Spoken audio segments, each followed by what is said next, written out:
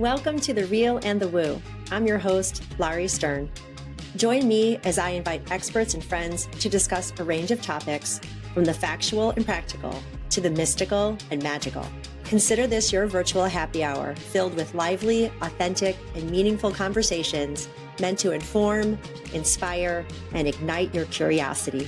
Whether you are very real or super woo, this podcast is just for you.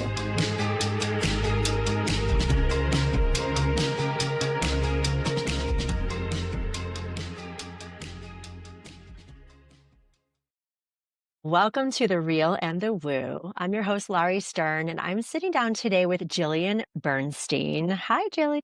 Hi, Lauri. Thanks so much for having me. You're so welcome. I'm so glad we finally got to make this happen after meeting you and getting excited about what you do. So I just want to set you up a bit. Jillian is CEO and founder of the Wellness Extension, providing concierge HR services to small businesses. What I love about Jillian is she started in HR leadership and organizational strategy. And her career path started in analytical roles before transitioning into human resources. That combination allows her to connect dots between data, well-being, and organizational performance in a way that feels both scientific and soulful, modeling a leadership style rooted in both data and humanity. Jillian's known for creating and implementing award-winning employee wellness programs, enhancing recruitment and onboarding systems, and cultivating a culture grounded in engagement and philanthropy. She has a reputation for being strategic, data-driven, and someone who sees metrics as a way to measure meaning, not just performance. Jillian uses data to understand people, not to define them. In addition, her approach of leadership centers on kindness, family, and balance, and building a family-first culture without guilt. She often says, kindness belongs at work just as much as accountability. And she's proving the two can coexist, that companies can lead with both compassion and clarity. So Jillian Bernstein, welcome to The Real and the Woo. Thank you so much for that kind introduction. That was lovely and You're welcome. really summarized kind of my thoughts and my beliefs so well. Well, thank you. I'm glad I could provide that for you. I often find I've been lucky enough to be guests on other people's podcasts more recently, and just hearing them introduce me, it's like, oh, wow, they're talking about me. Yeah, it's kind of like, oh, it does feel validating at some level, right? And when you're putting so much out into the world, you're hoping others are kind of seeing and feeling that too. So you have your own company. And how long have you been doing that? And you transitioned from working for others to working for yourself. So I had known that I always wanted to create something of my own one day. I just didn't know what that would be. And in the world of HR, which I have been for over 20 years at this point, HR and consulting, I decided to leave corporate.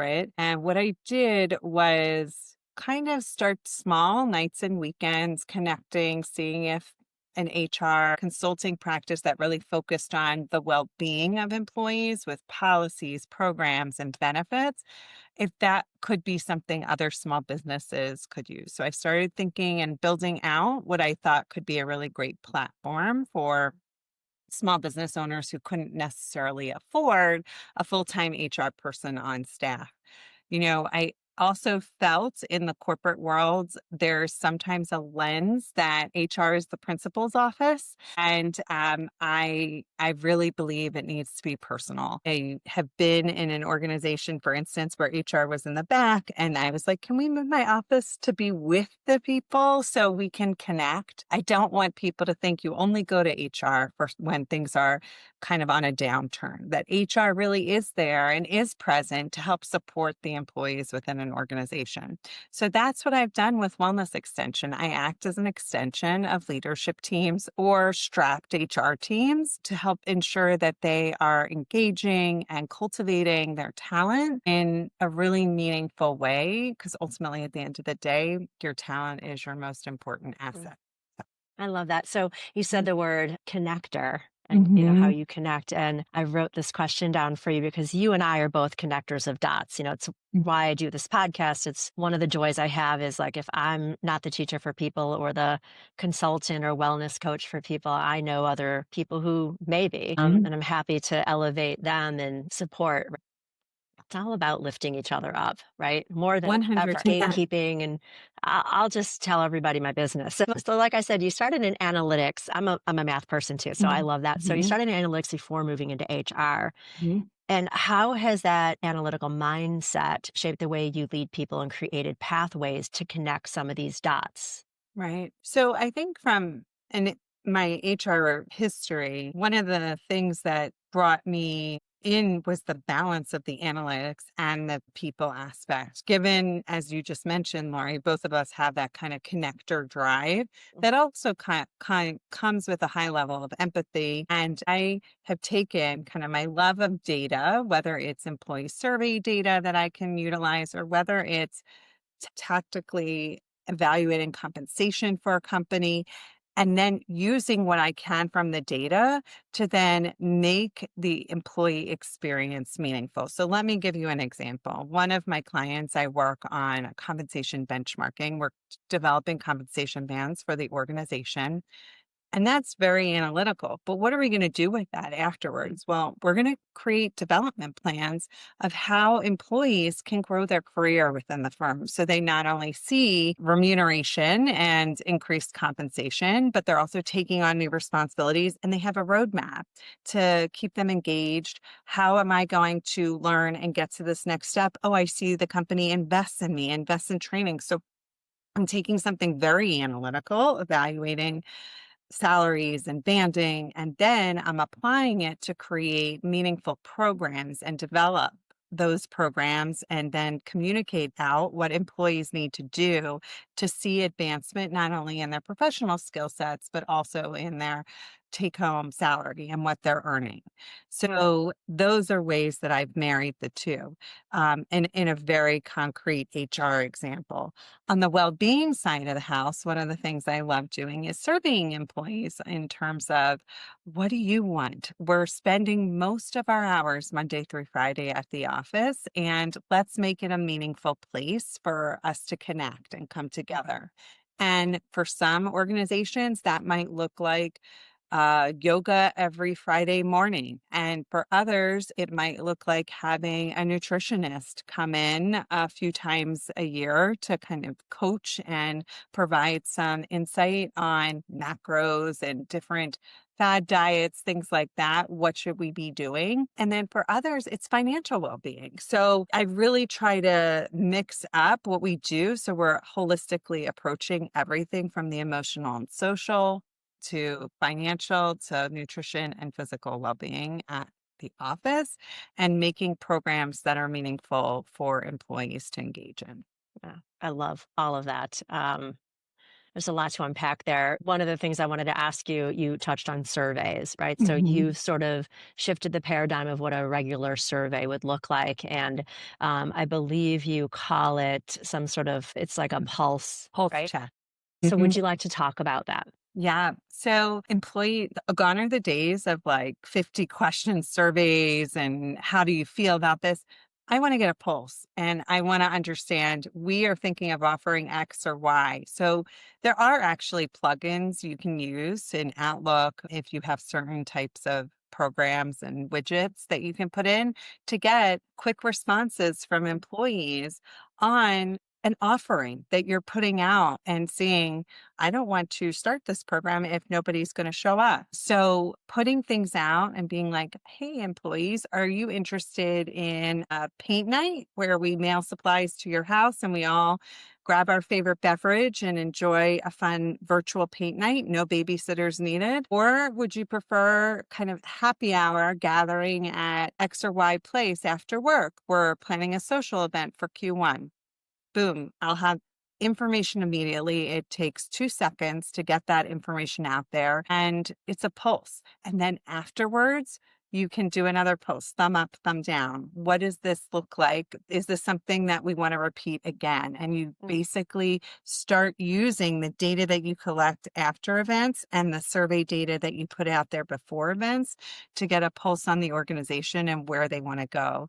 I have some organizations that are just like, we have to do everything in person, and others that are all remote based and they only come together maybe once or twice a year. So we have to think outside the box, just like many of us did during the pandemic, of how to make sure employees stay connected. And putting out those pulse surveys are quick. They're not big lifts. They're not time sucks for employees. It's not something they wait for later.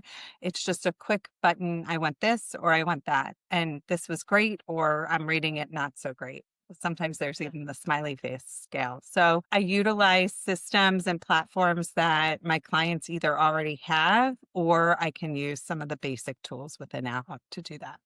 Okay. All right. So, what's the least amount of employees That's a good that question. you'll help? So I personally believe any executive who has at least 5 employees needs something to keep them connected. I think by the time you reach 5 employees, it is something where you need to make sure you're starting to build community with your people. But I work with companies typically up to 200 employees. At that point, typically, if you're over 200, you have a pretty robust HR team, typically at least 5 people on your HR team, and you can generally divide and conquer. But I find if you're 200 employees or under, that tends to be where some things are falling by the wayside, or you're just doing the administrative part of HR, which I'm always happy to support. Hiring, firing, sick days. Correct. Yes. And yes. And in fact, this morning I had a call with a client about also and Mhm. exiting an employee. So I'm always happy to support that. But I do find if you're over 200 and generally have an HR team that is pretty much set, under 200, what I've been finding is they need that extra little bit of support. And that's where Okay. So, I have a question then. Like corporations that have more than 200 employees, they're mm-hmm. huge. hmm How can we assume that that HR department is doing all the things that you do? So some of those corporations, in my opinion, maybe they already have, but do you then become a trainer of trainers? So you go into those companies and say, okay, I'm going to train your HR department to work in my model. Yeah. hmm Okay. Yeah. And I really talk about the partnership element in that case. And that kind of also breeds the connector, right? I have these professionals and resources and network that I've built to help make you more successful in this role or what you're trying to do here. And I've seen it be successful with my clients. And this is how you would replicate it if you want to at this larger organization. And so I can come in kind of on the side to help guide, coach, even provide my program materials, things like that to larger organizations. One of my favorite things to do is be an extension of an HR team because sometimes HR professionals don't know where to turn to. They don't know where to go. And so being able to have had all of the experience I did, not only working in corporate, I've worked in government contracting, I've worked in real estate finance on the HR side, private companies, public companies. I've grown with a company from 80 to over 500 employees. I've seen it all, gone public with them. So I know the benefits a larger organization could have from implementing some of these well-being programs, but And you have the sometimes, data to back it up. yes, but it just sometimes falls by the wayside. Well, And yeah, there's ego in big corporations too, I would imagine, that they're like, yeah, we don't need help. We're doing just fine. But their mhm, employees, if you surveyed them, they'd be like, well, actually, right. And that's actually a really good point. The one pitfall or downfall to larger companies is the lack of personalization in HR. right. And it becomes a 1-800 number, Mm. or it becomes, I have someone I was speaking with, a colleague in the field recently who was saying one organization that's fairly large in the real estate field is essentially like bouncing the individual back and forth. Like no one knows the benefits answer. And if you get, you know how it is when you call Oh, customer service, who wants to be pushing all the buttons? no. I don't Just even want to do that at the gas. I'm going to the I gas station. I'm answering 5 questions before I can even pump my gas. No, I don't want this. No, I don't no, want that. Just give me the gas, right? exactly. It's the same thing. Yeah. Back to human connection. And Exactly. yeah, I wanted to touch on that because I know, your mission, my tagline is you matter, among other Hmm. things. And your whole bucket is kindness, right? Yeah. And so what I love about kindness belongs at work, and that's just as much about accountability as anything, but specifically the family first mindset that you Hmm. model. I wanted you to talk about that because I know there's a personal story that inspired that. And Hmm. I wanted to ask you, you know, that's part of your offerings, but did you get pushback from that more than something else? Like, how did that come about? Sure. So, my story and part of what inspired me to think differently and be different as an HR professional is shortly after I transitioned. So, my background's in data driven economic consulting, and then I transitioned to HR because of the people piece, because of connection. And about 6 months into my HR career, my boss got sick and left. And so I had to kind of figure out the ropes. But then, about a year in, after I figured out the ropes, and the CEO of the company was like, "You can just run HR." I was like, 6 months in? Okay. But then, about a year after that, my mom was diagnosed with cancer. And between her diagnosis and her passing away was 6.5 months. So So that sorry. was really trying. And I felt that there was a lot of pressure for me. And this was not when we had work from home so easily. It was over 15 years ago. And so it really was challenging. And so I had done everything I could to stay on top of what I needed to do, and would always, when I went home to visit with her, because she was in a different city than where I was working at the time, I would use the dial up or whatever I needed to do to connect in. And I made it work, but it was stressful. And then after she passed away, the CEO said to me, we had the normal like 3-day bereavement leave policy. Well, when will you be back? It's not how can we help get you back? How can I help ease this transition? I can't imagine what you've been through at 27, losing your mom. Like it just, there wasn't the empathy there. And I was like, I'm going to look for a new job. This is not okay. And fortunately, we had a really empathetic CFO at the time, so it worked out. And I came back, and I promised myself that I would never treat an employee that way who had gone through really a horrific half a year at that point, and then after someone passed away. So things that I've now pushed with my clients and said, like, bereavement leave is something someone never wants to use. You never want to raise your hand and say, "Can I have bereavement leave?" Mhm. That's not some fun reason to go out on leave. Many of my clients I'll push for 2 weeks or more for immediate family members. There is so much to do, and people don't need to be kind of tethered to the work life during that time. They really need to take care of their family. There's a lot of logistics that happen. And that's just one example where the 3-day minimum that's typical is not, it's just It not doesn't even enough. cover Shiva. I mean, Exactly. right. And It so, wouldn't.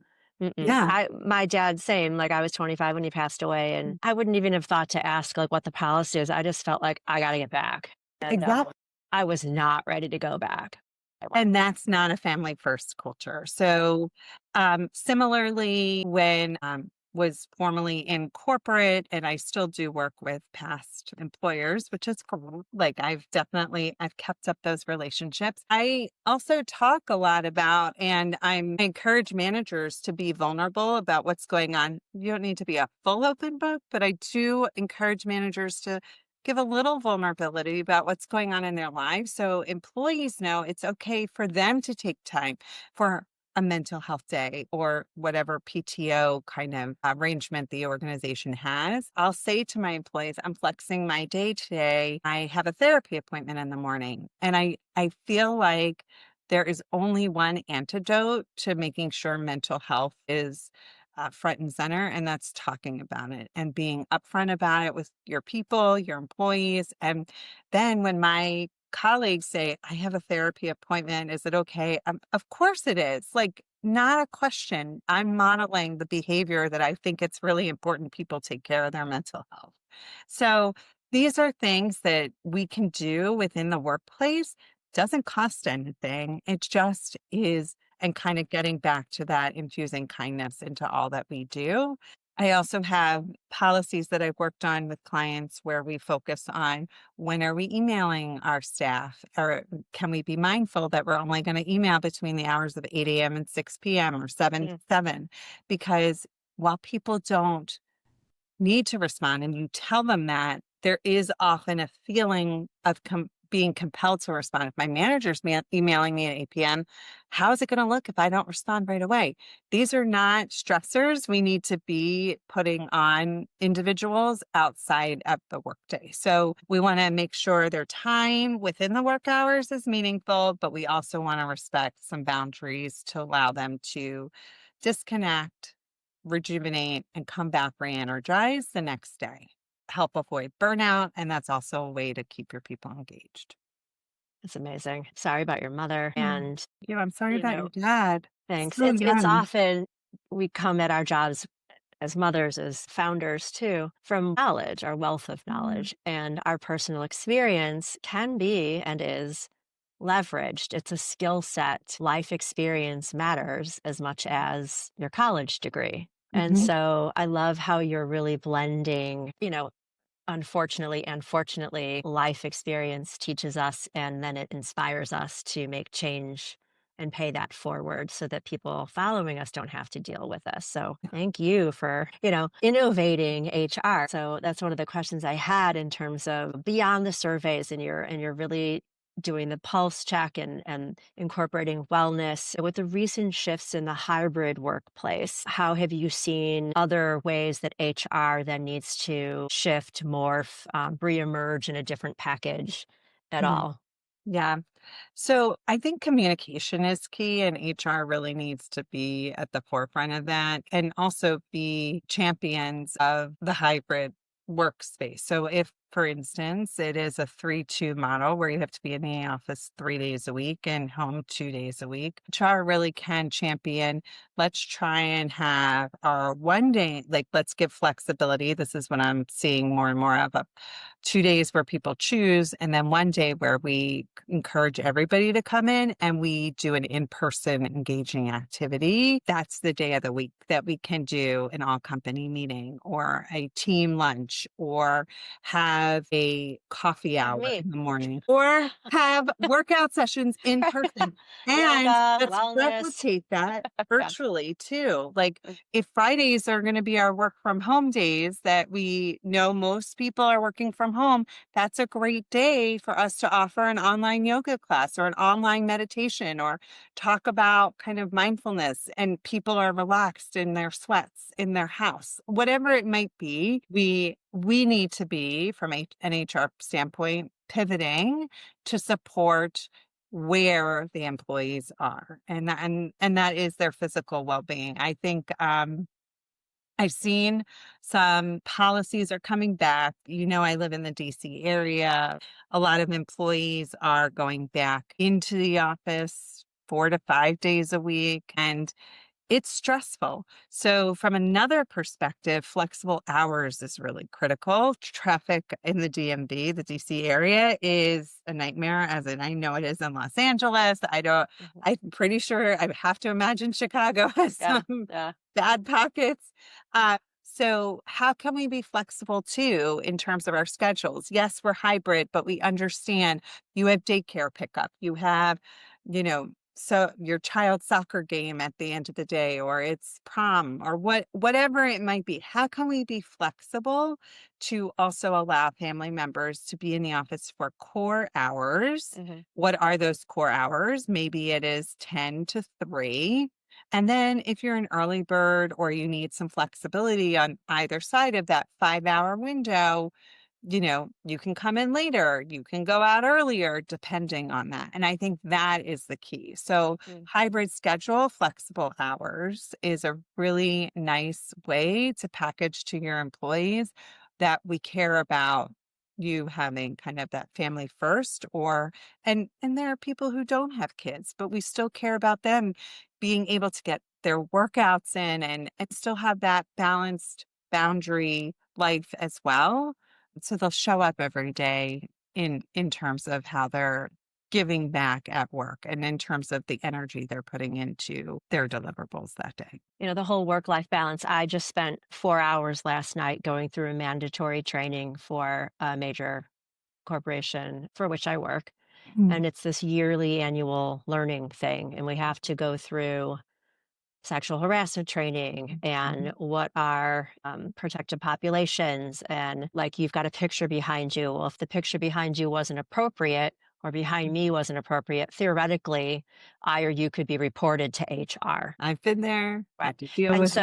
so the not so fun part of HR is the employee Mhm, dissatisfaction mhm, or feeling like their voice isn't heard, or in fact they're being bullied or discriminated against or harassed. And mhm. so do you find, like, I know part of your model is like you kind of plug in for a period of time and then you exit, right? So you come in and you help the people that are there.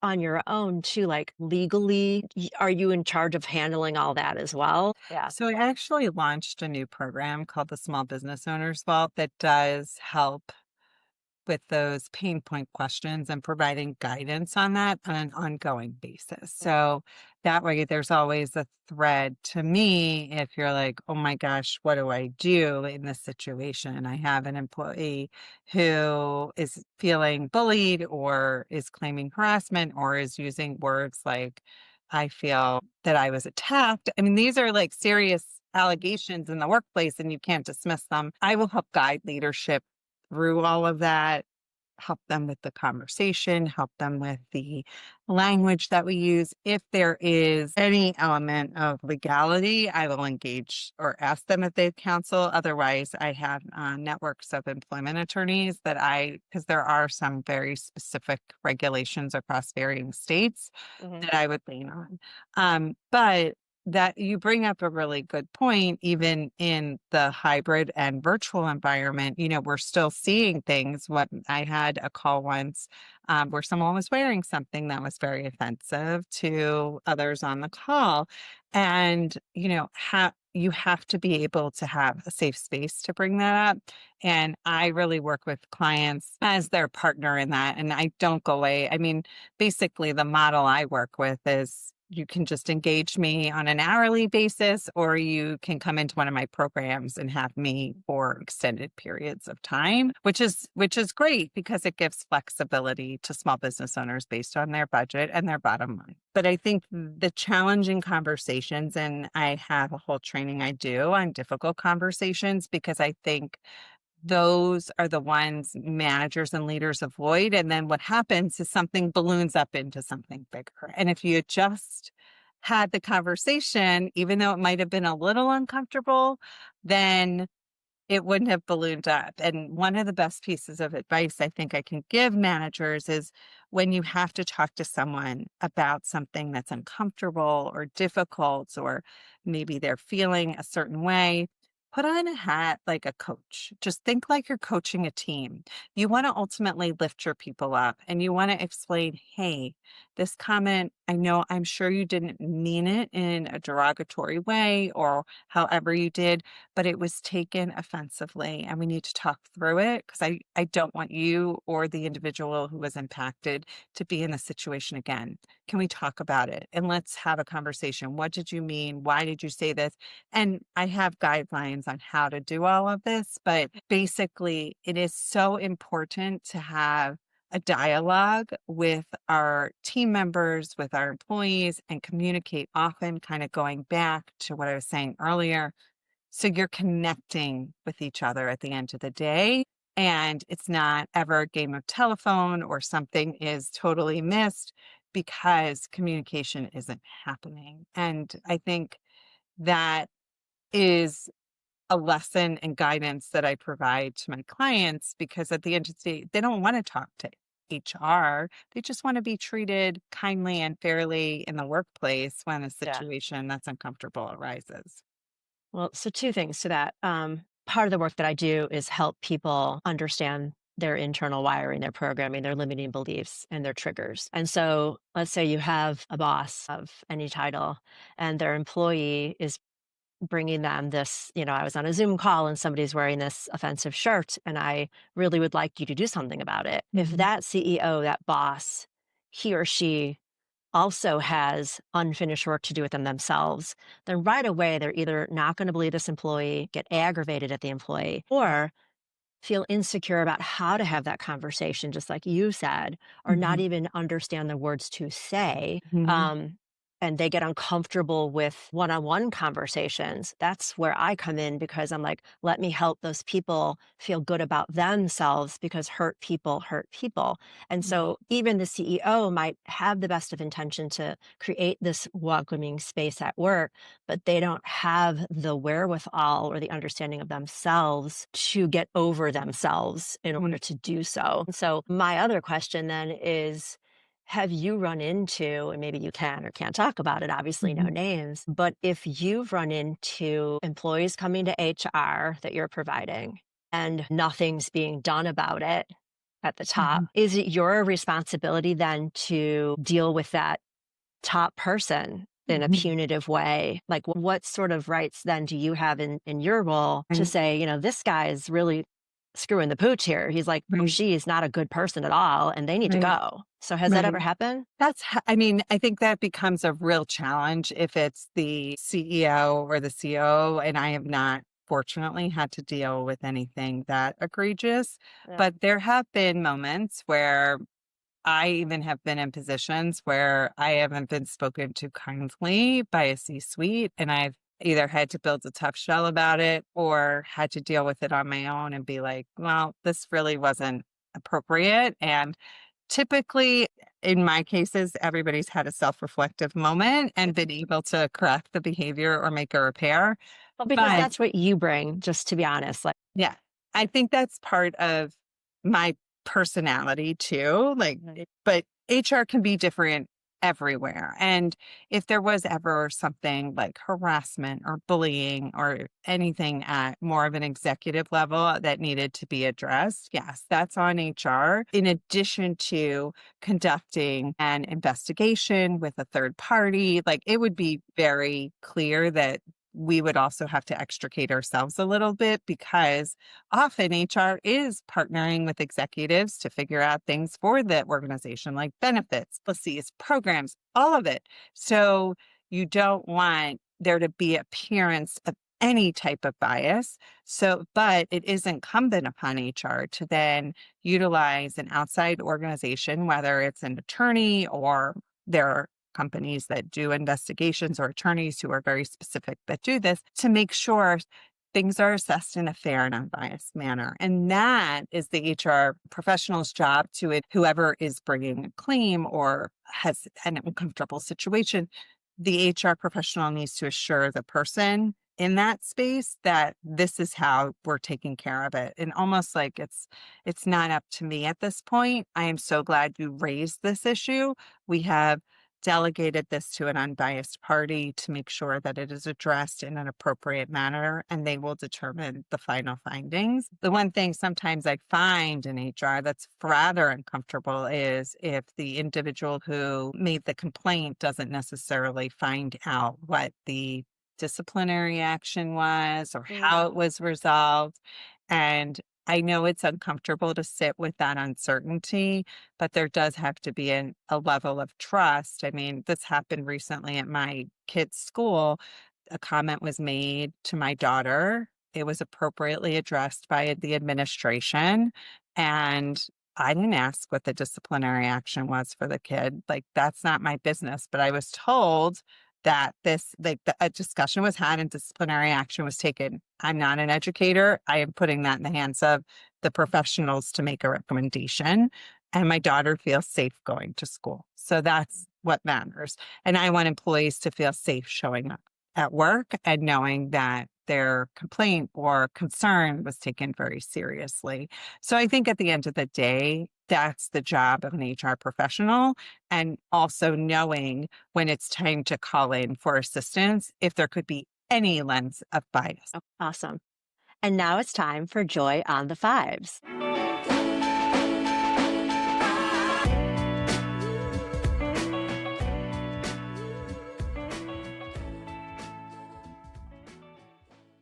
I love that. Jillian Bernstein, in this moment, pivoting from something really like dark and terrible, potentially, like Yeah, HR don't do that. violations, to now, what is bringing you joy right in this moment, Yeah. besides this conversation? Well, yes. So I love getting the chance to chat with you.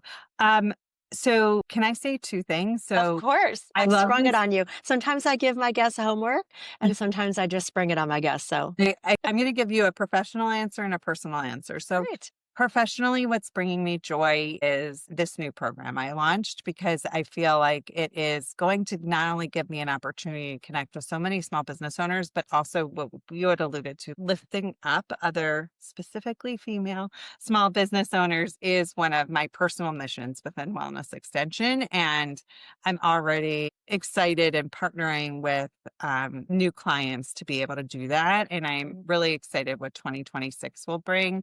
I'm a goals oriented person. So that's bringing me joy professionally because I'm seeing the uptick of how not only I will be able to help smaller organizations, but also be able to lift up other women colleagues in my network to bring them into these businesses. So that's the professional one. Personally, I am giving myself a high five because I have two kids in high school right now, and it is a juggle. And I felt like the beginning of the fall was a little just roller coastery for us and getting in a new routine and all of that. But we finally seem to be a little more smooth sailing. Everybody knows the routine now. And so we finished up some travel. The Jewish holidays just wrapped. So I'm feeling a little bit of like, I can enjoy fall and the pumpkins and everything that comes into it. I just love the holiday season. So I'm getting kind of excited for this time. Thank you for sharing that. And Yeah. congratulations on allowing yourself to and recognizing that you're allowed to coast, right? Yeah. So we get so caught up in the pedaling and the pedaling and the pedaling and Mhm. the paddling, Yeah. and we're meant to allow ourselves to coast, right? When we're growing a business, however, especially as women, also raising a family and having relationships, it is hard to let that happen. Right? So Mhm. again, that's part of what I help people understand is they have every right to find their joy and coast a little bit. Love So it. congratulations. I wanted to, I think that you noticed when you Mhm. said female founders, you kind of dropped your voice a little bit, like it's almost like a dirty little secret. Let's all Mhm. understand we help all kinds of humans. The champion I see in you and the voice I'd like you to say louder is that you specifically want to do this more for females. And there really more and more is no apology for that.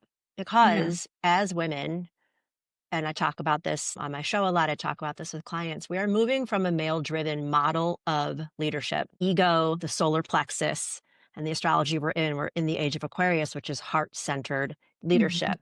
And so, Mhm. again, everybody has internal wiring, everybody has chakras, no matter how you identify or how you were born, but how we lead from head versus heart is where we're going. And Mhm. so the more you can stand up loud and proud and say, I really love helping women and not Mhm. say, I'd like to help more women, Yeah. right? Is also modeling how Mhm. you walk into those workplaces with your big boots on saying, I'm here to help in HR. We're allowed to have our favorite groups and the groups that we want to support and elevate.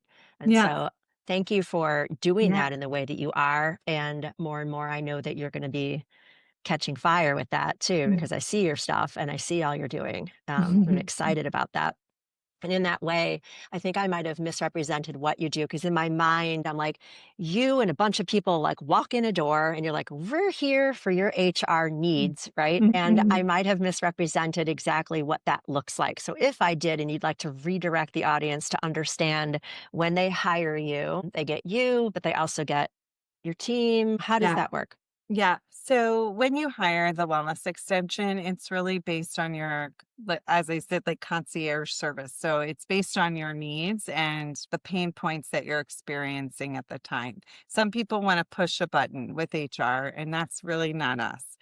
What we are is partners in helping you tackle your HR program. So I I generally will contract out to various well-being professionals or well-being programming. We at Wellness Extension have a number of what I call well-being challenges that we run directly for organizations. But as I mentioned at the top of the program, if I'm looking for an instructor to come in with a certain area of expertise, like burnout, let's say, I'm going to contract out and work and organize everything soup to nuts for you. But I am not the burnout professional. I can help you create policies and help you on the HR program policy and benefit side.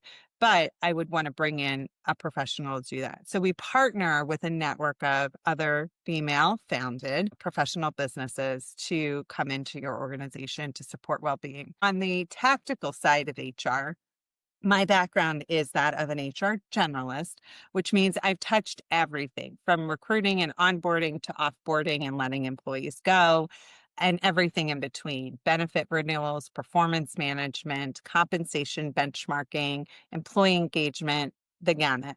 I do have colleagues specialized in recruiting who tends to do a lot of the recruiting work because that is a beast upon the majority of the engagements and connection work that I do. I'm generally the forefront of all of that. Okay. So do you offsite yourself? Like, do you find sometimes that you're working literally in someone else's company for a period of time? So most of my clients at this point in time are remote or hybrid, and I will go into their offices. Like I have one in the suburbs here in Maryland, and I'll go in if team members go in, just so that way we can connect in person and have some opportunities to collaborate in a different way outside a little Zoom box.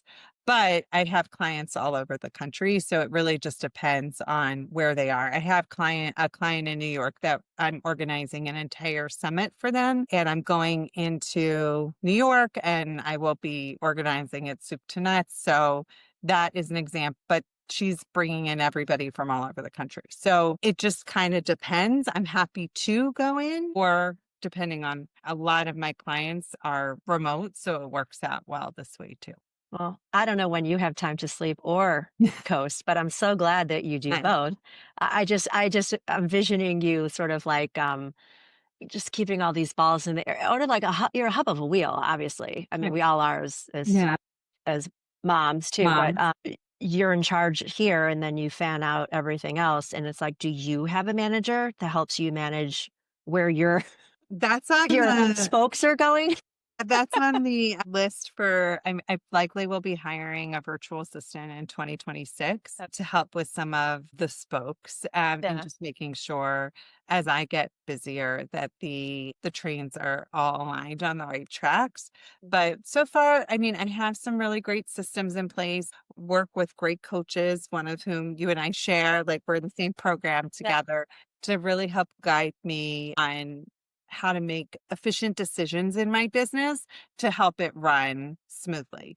Yeah. So far that's been amazing. I also have a really great husband who's been kind of picking up a little more of the household stuff so that way I can work those kind of later hours as I need to in the start of a business. I mean, my business is a little over 2 years old, but it's still very junior in this stage of new businesses. And it's exciting to see the growth that's happened since the Yeah. inception. And that's what I was saying too. It's like, because I'm saying like I hung my shingle alone like 2 years ago. Mhm. And I'm still working for some other people too. But, Mhm. the boundary I need to set for myself of not working 24/7. Like you said, like So I get important. an email, I don't have to answer to 8 o'clock. I don't Right. have to send one at 8 o'clock either. No. And I wonder, I don't know if there's like an automation for emails. There must be. Like I can There create is. all the ones I want and then send it out on a Yeah, schedule. it's the delayed delivery feature. Every provider is a little different, but I think the delayed delivery works. Sometimes Outlook can be funky. Like if Outlook's not open, then sometimes I've noticed my delayed deliveries don't go out. But Google, Gmail has one. Yeah. Okay. So those are great to use. I Because then it often automates. Yeah. I Yeah. often write my emails and then in the morning before I take a kiddo to the bus, I just go send, send, send, send, send. Like Mhm. that way I know it's like, but I've really been from a personal perspective, I've been trying to shut down by 9:15, 9:30 at night. So that way I can get some non-electronic time, non-screen time, and then get some time like just to decompress before bed. Right. So I advise that of everybody because I agree with you. Like juggling all these balls, it can definitely I don't wanna I preach not no burnout, so I can't do Mhm. that to myself. Yeah. It's hard for us to treat Mm. ourselves for sure and It remind is. ourselves of how we help other people. It's like we need to do that for ourselves and turning off your phones and having no screen time. I've been listening to like soothing music at night a little more, Oh, or just doing like a quick meditation before I get in bed or when I get in me bed. too. So, whatever brings you into that state of, okay, I'm taking off my day and I'm going to get into my evening clothes and Yeah. energy. Yeah. Yeah. Yeah. So, is there anything else you'd like to tell my listeners? And of course, how to find you? I'm going to put it all in the show notes, but I'd love to hear in your own words if anything. Is Yeah. there anything we didn't touch on, or you want to just No. highlight? Well, no, I mean, I think if any of your listeners are small business owners and are struggling with any people conflicts or people issues, I want them to know they don't have to struggle. Like there are people like me out there, and even if I'm not the best solution for what they need, I likely have a network of others that could help. So reach out because you don't need to tackle these things or have sleepless nights because you're just not sure or you're perseverating over a people issue. That's what we're here for in an HR capacity to help. I tell my kids, and this is what I'll leave you with is like, what do you do for a living? And ever since they were little, I help people. Like it's simple like that. I help people. And this is how I do it. So people can connect with me on Instagram at wellness_extension. And on LinkedIn, it's Jillian L. Bernstein. So I would love to connect in both places. I post pretty regularly in both places. So I would love to talk and engage with your audience there. Additionally, if anyone in your audience is listening, I am launching the next cohort of my small business owners vault on November 14th. I'm not sure when this is airing, but if they do want a discount off of the first month, I'm happy to, if they DM me, I'm happy to send them a code for that. That's great. So, yeah, Mm, everybody out there, Jillian has a code for her mm, cohort, and I've heard a bit about it on the forum that we share. And mhm. I'm excited for the people who get to work with you because you are as kind as you promote others to be, Thank and you. always with a smile. You've got such a nice, tender, kind energy. I just keep coming back to Um, that words. I love, like in yoga, it's called dharma, like you're living your purpose. yeah, And I don't know if you like intentionally just started talking about kindness or you just recognized or people echoed to you like, you're so kind. And I just love how that really matches your authentic self is you are yourself everywhere you take yourself. And yeah. that's why people really probably enjoy and respect working with you a lot because there's just a lot of depth Mm, and realness yeah, and helpfulness within you. And so thank thank you. you for doing Thank you everything you're so doing much. because if you're going to make workplaces happier or kind and just better from head to toe, inside and out, I mean, you go. Thank you. And I do think if workplaces were kinder and happier places, then that ultimately would emanate into the world, right? Oh, And yeah. we see It's the people paying, ripple.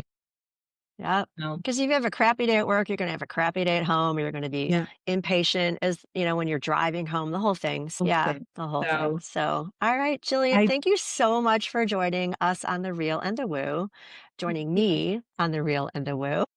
thank you for having me. I Yeah. really appreciated the opportunity to connect with you again, Laurie, and just you emanate such great energy too. You're very easy to chat with, and this Wow. has been so much fun. Thank you.